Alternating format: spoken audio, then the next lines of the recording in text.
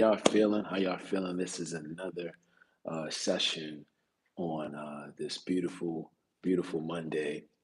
February 13th. All right, well, let's just get right into it. Um, how is everybody feeling today? You know what I mean? Hmm. Let's start off with the comment. Okay, we got another comment by Just My Stilo 09. Uh, he said, he or she said, I'm sorry if I don't, but they said, you definitely answered my question. Thank you. I also love how you glorify God while sharing your story.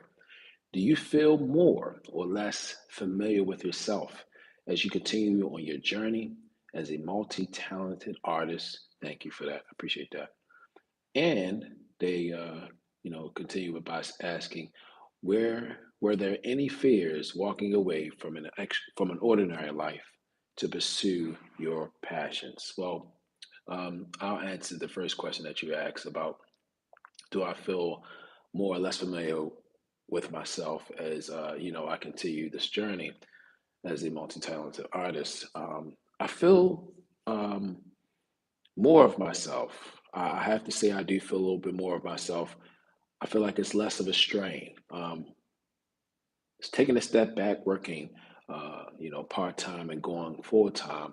It felt like I was always doing it, right? Because many of my past, my previous employer, my I would say my friends and my employees that were working at Hopkins with me, they will always say like, "Yo, what you doing?" Like, say for instance, I used to wake up at 2 or 3 o'clock in the morning. I used to jog, and I would work before work, and I would bring to work. So I was always working, or I was always doing what I was doing as far as like creating art, setting up shop anywhere, right? Or I would like skip my lunch breaks. I would just, work nonstop.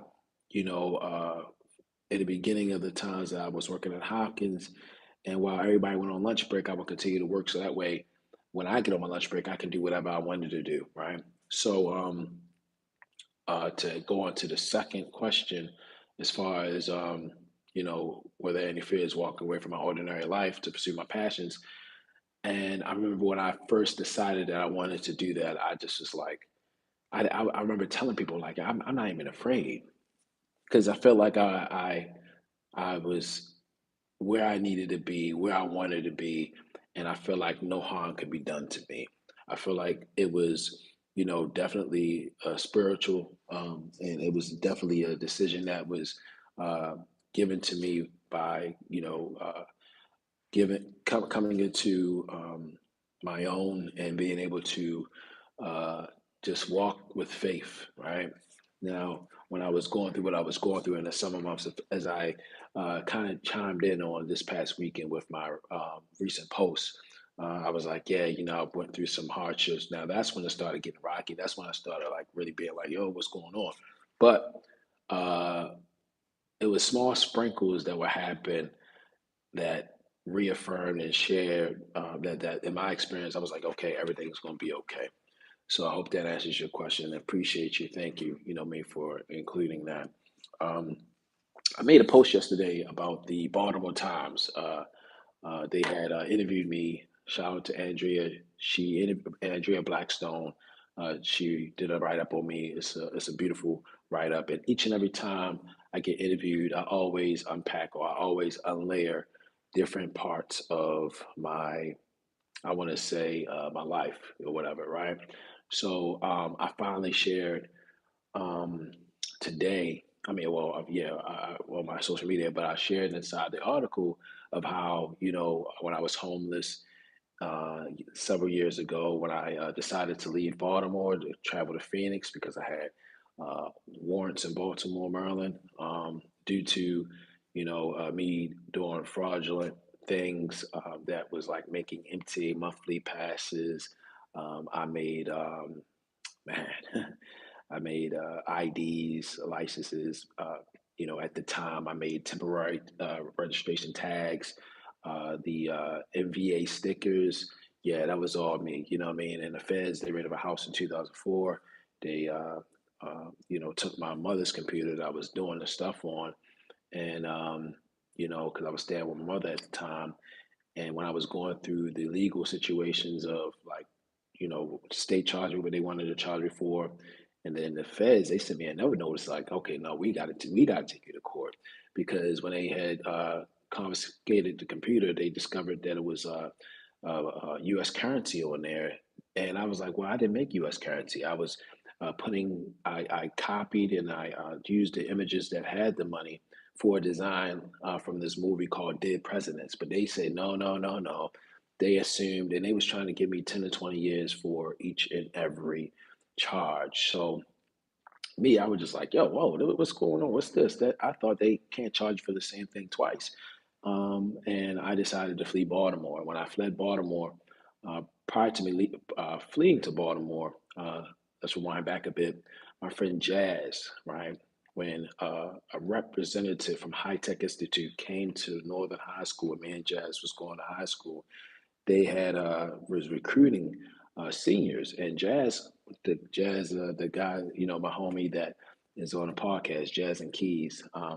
Jazz, my best friend, he was like, yo, Keys, I'm going out there, and I stayed. And when I stayed, I got into trouble, and the rest followed. So he came back to Baltimore, and one of the first stops, and he'll tell you, one of the first stops that he made was seeing me, was visiting me. So when he visited me, I remember he seen me. I had the gold fronts, top and bottoms. I was tatted.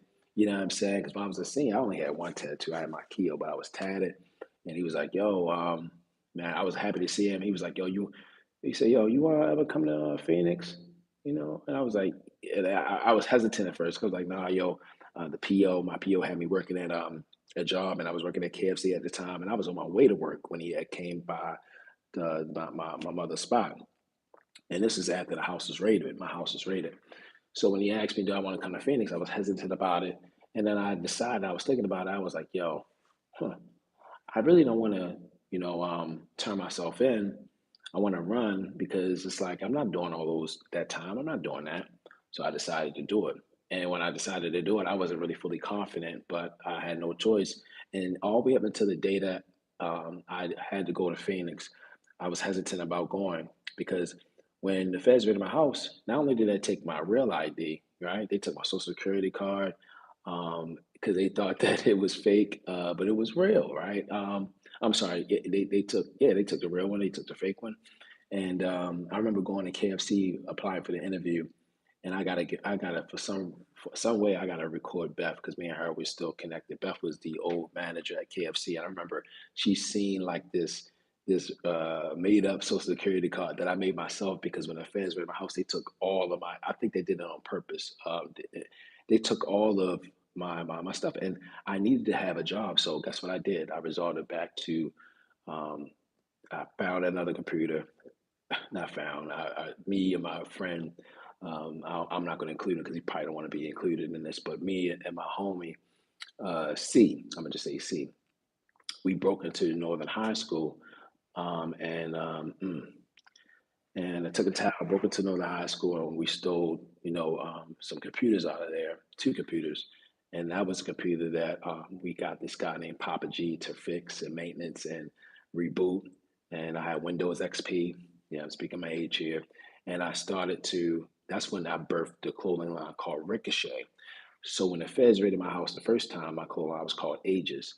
And when they took that computer, I transformed it to Ricochet. And I'll explain ricochet in a bit of what the meaning behind that was. Well, I'll explain it now because I might forget. But ricochet was a line that was based on um, Roscoe. It was a R that was the representation of the crosshairs. And I remember actually looking at The Sopranos, and I took the R and I made an R, made a gun smoke come out the R, and it was ricochet. And it represented my pops because in hip hop, Roscoe represents, a ratchet. It represents a Glock. My biological father name was Roscoe. So Ricochet was based off my father's, name. It represented how I felt like I was a young man and we shot out a son of a gun, which is Roscoe. You know what I mean? And I was bouncing from city to city trying to find my own way. So that's what Ricochet meant. And Ricochet custom wardrobe, Ricochet clothing, that was around the MySpace days. So fast forward to me the day that I was leaving to go to Phoenix, Arizona. I remember my mother, she was making coffee. As a matter of fact, I'm gonna sip on this coffee real fast. She was making coffee, and when she made some coffee, and then I had to board my plane within an hour or so. So the shuttle was on its way, and I remember, telling my mom, I was like, "Ma, I'm gonna just stay here, Ma. You know what I mean? Because I ain't got my ID. I only got an MCI ID, and they might not let me on the plane. So you know what, Mom, I'm gonna just stay here for another week or two." And she's like, "And we could reschedule the plane ticket." And she was like, "No, no, absolutely not." She said, "You're going." And I said, "Nah, Mom, but I mean, I might not be able to go." She's like, "No, you're going, right?" And the shuttle came and it picked me up, and I remember I was just like in tears. I was like, "Man, like, geez, I gotta go, I gotta leave." I said, "What is she? Why is she doing this to me?" You know what I'm saying? So, man, but I started wiping my tears as I was getting close to BWI because I said, "You know what? There might be some hope because I might not even be able to get on a plane." Hmm. Gets on a plane, and I'm sorry, I guess the BWI showed them my my MCI ID, and at the time, this is like in 2004, and sure enough, man, they had stamped it. Don't, don't, don't. They said, "Okay, Mr. Evans, you bored?" Blah, blah, blah. I said, "What? Like," and I didn't question it. I just went on ahead. To be honest with you, and I'm gonna wrap the whole Arizona thing up in a minute. I feel like that trip and that chapter, me actually having to go to Arizona on my own, has saved me in so many ways. Right now, it was a struggle because I did the same things that I was doing here in Phoenix, Arizona, and my environment changed, but my mentality didn't change, and I paid for it diligently with me suffering from homelessness, uh, me having to suffer from things that I couldn't have controlled had I would have went the right path, but I kept going the complete opposite path because when I went to Phoenix, I was supposed to go to school, but I didn't go to school. I was for things of I'll explain in another video because this video was already 12 minutes.